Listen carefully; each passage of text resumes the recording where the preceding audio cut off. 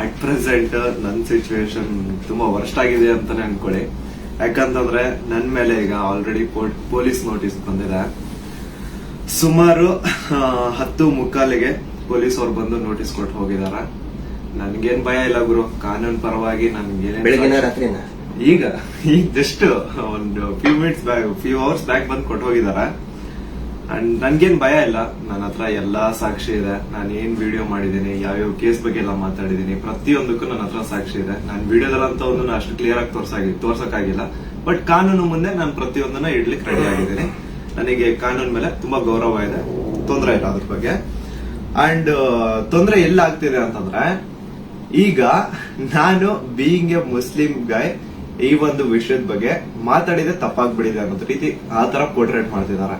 ನೀನು ಹಿಂದೂ ದೇವಸ್ಥಾನನ ಅವಮಾನ ಮಾಡ್ಬಿಟ್ಟೆ, ಈ ಹಿಂದೂ ಹುಡುಗಿ ಬಗ್ಗೆ ನಿಂಗೆ ಆಗ್ಬೇಕು, ನಿಮ್ ಸಮಾಜದ ನೀನ್ ನೋಡ್ಕೋ. ಗುರು, ಹಿಂದೂ ಮುಸ್ಲಿಂ ಅನ್ನೋದು ಬಿಡು, ಈಗ ನ್ಯಾಯದ ಬಗ್ಗೆ ಮಾತಾಡೋಣ. ಹಿಂದೂ ಹುಡುಗಿ ಆಗಿದ್ರೇನು ಮುಸ್ಲಿಂ ಹುಡುಗಿ ಆಗಿದ್ರೇನು ಅನ್ಯಾಯ ಆಗಿದೆ ತಾನೆ. ಅನ್ಯಾಯದ ವಿರುದ್ಧ ಧ್ವನಿ ಎತ್ತದೆ ಧರ್ಮ. ಅಂಡ್ ಅದನ್ನೇ ನಾನು ಪಾಲಿಸ್ತಾ ಬಂದಿರೋದು. ಅಂಡ್ ಏನದು ಟ್ರೋಲ್ ಪೇಜಸ್ ಅಲ್ಲೆಲ್ಲ ನೀವು ಹಾಕೊಂಡಿದಿರಲ್ಲ, ಇವ್ನ್ ಹಿಂದೂ ವಿರೋಧಿ ಮುಸ್ಲಿಂ ಬರೀ ಹಿಂದೂ ಅಗೇನ್ಸ್ಟ್ ಮಾಡ್ತಿರ್ತಾನೆ ವಿಡಿಯೋಸ್ ಅದಿದ ಅಂತ. ಅವ್ರಿಗೆಲ್ಲ ಒಂದೇ ಮಾತು ಹೇಳ್ತೀನಿ, ಸಮೀರ್ MD ಅಂತ ನನ್ನ ಇನ್ನೊಂದು ಚಾನಲ್ ಇದೆ, ಅರೌಂಡ್ 270K ಸಬ್ಸ್ಕ್ರೈಬರ್ಸ್ ಇದಾರೆ. ಅಲ್ಲಿ ನಾಟ್ ಸೋ ನಾರ್ಮಲ್ ಅಂತ ಹೇಳ್ಬಿಟ್ಟು ನಾನೊಂದು ಸೀರೀಸ್ ಸ್ಟಾರ್ಟ್ ಮಾಡಿದ್ದೆ. ಅದರಲ್ಲಿ ಫಸ್ಟ್ ವಿಡಿಯೋ ನಾನು ಹೋಗಿ ಮಾಡಿದ್ದೆ ತುಮಕೂರಲ್ಲಿರುವಂತಹ ಸಿದ್ದೇಶ್ವರ ಸ್ವಾಮಿ ಬೆಟ್ಟದ ಬೆಲೆ. ಅಲ್ಲಿ ಹೋಗಿ ಸಿದ್ದೇಶ್ವರ ಸ್ವಾಮಿ ಮುಂದೆ ಕೈ ಜೋಡಿಸಿದ್ದು ಈ ಒಂದು ಮುಸ್ಲಿಂ ಹುಡುಗಾನೆ. ಅದಾದ್ಮೇಲೆ ತುಮಕೂರಲ್ಲಿರುವಂತಹ ಸಿದ್ದರ ಬೆಟ್ಟಕ್ಕೆ ಹೋಗಿ ಅಲ್ಲಿರುವಂತಹ ಸಿದ್ದೇಶ್ವರ ಸ್ವಾಮಿ ಮುಂದೆ ಕೈ ಜೋಡಿಸಿ ಪ್ರಾರ್ಥನೆ ಮಾಡಿದ್ದು ಈ ನಿಮ್ಮ ಮುಸ್ಲಿಂ ಹುಡುಗಾನೆ. ಅಶ್ವತ್ಥಾಮ ಬಗ್ಗೆ, ಮಹಾಭಾರತದ ಕಥೆಗಳ ಬಗ್ಗೆ ವಿಡಿಯೋ ಮಾಡಿದ್ದು ಈ ಒಂದು ಮುಸ್ಲಿಂ ಹುಡುಗಾನೆ.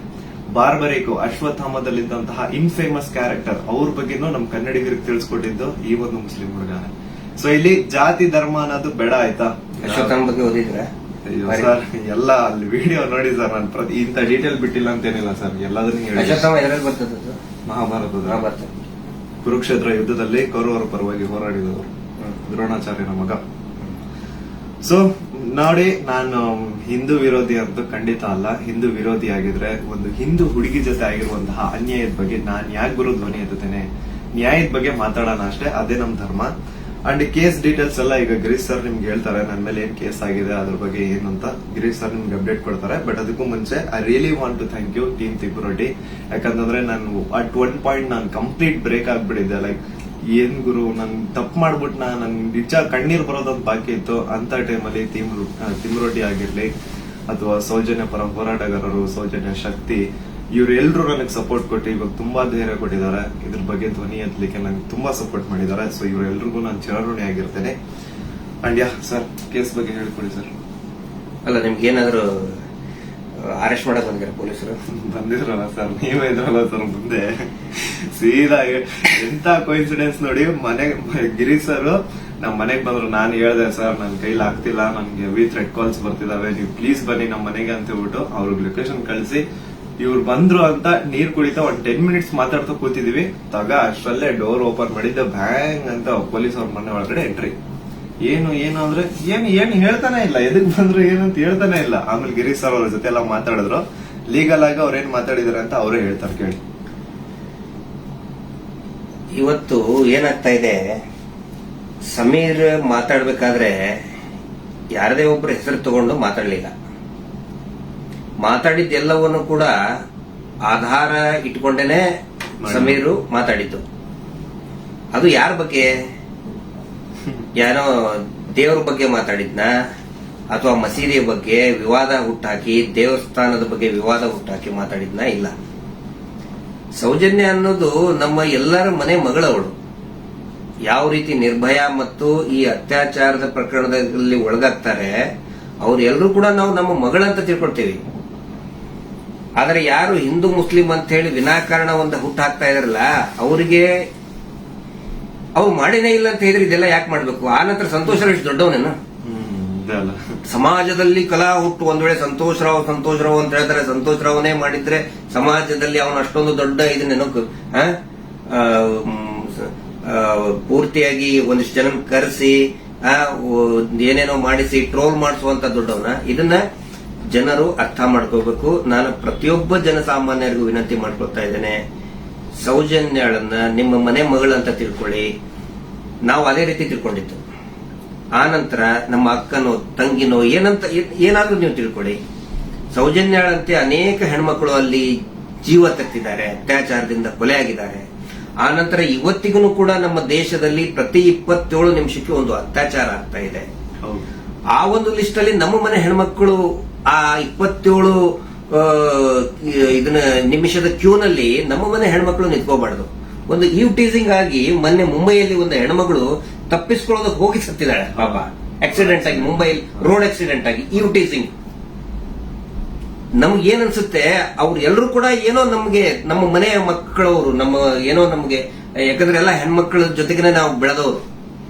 ಸಮೀರ್ ಅವ್ರಿಗೆ ಇಲ್ಲಿ ಮಧ್ಯಾಹ್ನ ಅವ್ರಿಗೆ, ಸಮೀರ್ ಇದಕ್ಕಿಂತ ಮುಂಚೆ ಏನಾದ್ರು ಗೊತ್ತಾನ? ಇನ್ನೊಂದು ವಿಷಯ ನಾನು ಕ್ಲಾರಿಫೈ ಮಾಡ್ಕೊಡ್ತೀನಿ. ಎಲ್ರು ಏನ್ ಅನ್ಕೊಂಡ್ಬಿಟ್ಟಿದ್ದಾರೆ ಅಂತಂದ್ರೆ ಇವ್ರೆ ನನಗೆ ಹೇಳಿ ವಿಡಿಯೋ ಮಾಡ್ಸಿದಾರೆ ಅಂತ.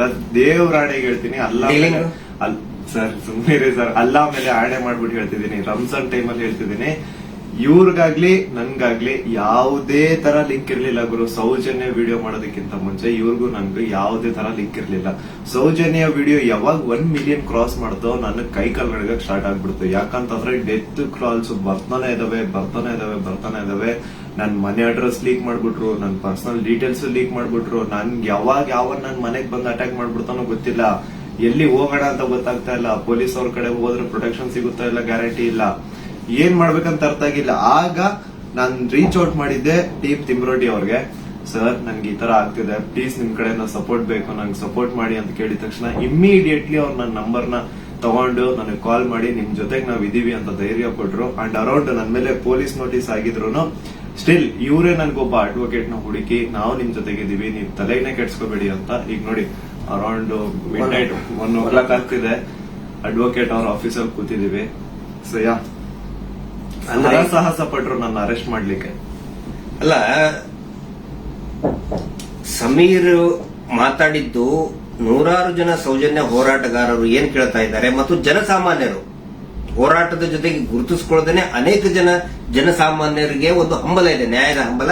ಅದೇ ಮಾತನ್ನೇ ಸಮೀರ್ ಮಾತಾಡಿದ್ದು. ಅವ್ರನ್ನ ಅರೆಸ್ಟ್ ಮಾಡೋದಕ್ಕೆ ಬಳ್ಳಾರಿಯಿಂದ ಬಂದಿದ್ದಾರೆ ಇವತ್ತು. ಅರೆಸ್ಟ್ ಮಾಡ್ಕೊಂಡು ಹೋಗ್ತೀವಿ ಅಂತ ಹೇಳಿ. ಆದ್ರೆ ನಾವು ಕನ್ವಿನ್ಸ್ ಮಾಡಿದ್ವಿ ಬಳ್ಳಾರಿಯ SP ಅವರಿಗೆ ಮತ್ತು ಬಳ್ಳಾರಿಯ ಕೌಲ್ ಬಜಾರ್ ಠಾಣಾಧಿಕಾರಿಗಳಿಗೆ, ಆನಂತರ ಬೆಂಗಳೂರು ಗ್ರಾಮಾಂತರ SP ಸಾಹೇಬರಿಗೆ ಮತ್ತು ಇಲ್ಲಿಯಂತ ಸ್ಥಳೀಯ ಪೊಲೀಸ್ ಅಧಿಕಾರಿಗಳಿಗೆ, ಬೆಂಗಳೂರು ಶಹರದ ಯಾವುದು ಅವಲಹಳ್ಳಿಯ ಅಧಿಕಾರಿಗಳಿಗೆ ನಾವು ಕನ್ವಿನ್ಸ್ ಮಾಡಿ ಹೇಳಿದ್ವಿ. ಆಮೇಲೆ ಅವರು ಕನ್ವಿನ್ಸ್ ಆಗಿದ್ದಾರೆ. ಹಿಂಗಾಗಿ ನಾವು ಅವರಿಗೆ ಧನ್ಯವಾದಗಳನ್ನು ಕೂಡ ಹೇಳ್ತೇವೆ. ಯಾಕಂದ್ರೆ ನಾವು ಕರೆಕ್ಟ್ ಆಗಿ ಎಕ್ಸ್ಪ್ಲೇನ್ ಮಾಡಿದೀವಿ. ಯಾವ ಕಾರಣಕ್ಕೂ ಕೂಡ ನಾವು ತನಿಖೆಯಿಂದ ತಪ್ಪಿಸ್ಕೊಳ್ಳುವಂತ ಮಾತೇ ಇಲ್ಲ. ಯಾಕಂದ್ರೆ ಇಲ್ಲಿ ಯಾರು ಕಳ್ಳದ್ ಮಾಡಿಲ್ಲ, ಸುಳ್ತನ ಹೇಳಿಲ್ಲ, ಅತ್ಯಾಚಾರ ಮಾಡಿದವರಲ್ಲ. ಅತ್ಯಾಚಾರ ಮಾಡಿದವರೇ ದೊಡ್ಡದಾಗಿ ರಾಜ್ಯಸಭಾ ಮೆಂಬರು ಅದು ಇದು ಅಂತ ಹೇಳ್ಕೊಂಡು ದೊಡ್ಡದಾಗಿ ಕಿಸಿತಾ ಇದ್ದಾರೆ, ಅಲ್ಲಿ ಕಿಸಿತಿದ್ದಾರೆ. ಅದರ ವಿರುದ್ಧ ಮಾತಾಡದಂತವ್ರು ನಾವು ಯಾವ ಕಾರಣಕ್ಕೂ ಎದುರುವಂತ ಅವಶ್ಯಕತೆ ಇಲ್ಲ. ಇದೇ ಮಾತನ್ನು ಹೇಳಿದೇವೆ ಸರ್.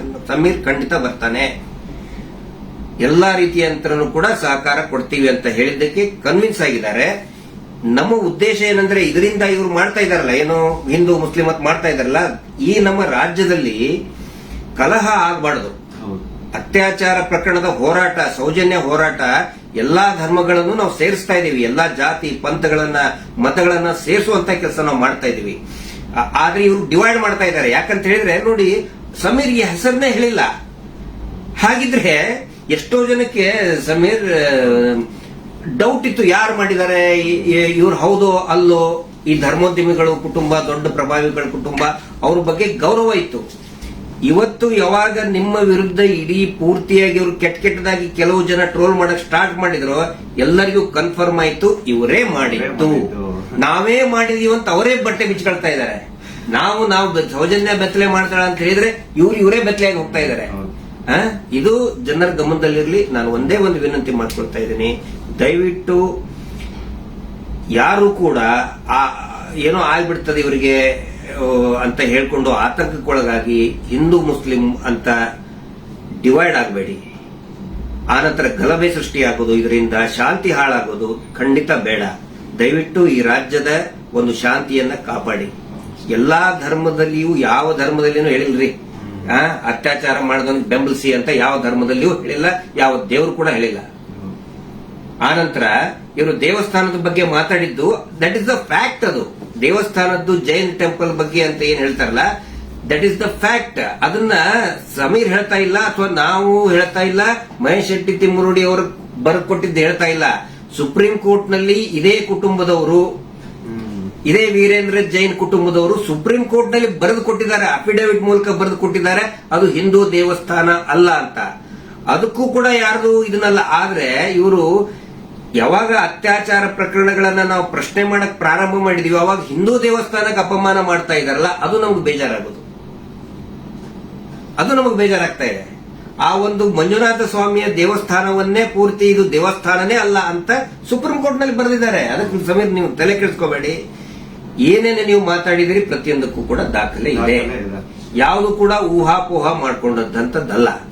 ನನಗೂ ಕೂಡ ಸಮೀರ್ ಯಾವ ರೀತಿ ನನ್ನ ಮಹೇಶ್ ಶೆಟ್ಟಿ ತಿಮ್ಮರುಡಿ ಅವರಿಗೆ ಸೌಜನ್ಯ ಪರಿಚಯ ಮಾಡಿದ್ಲು, ಯಾವ ರೀತಿ ನನ್ನ ಸೌಜನ್ಯ ಕುಟುಂಬಕ್ಕೆ ಪರಿಚಯ ಮಾಡಿದ್ಲು, ಈ ಒಂದು ಹೋರಾಟ ನಮ್ಮೆಲ್ಲರನ್ನು ಕೂಡ ಒಗ್ಗೂಡಿಸ್ತಾ ಇದೆ.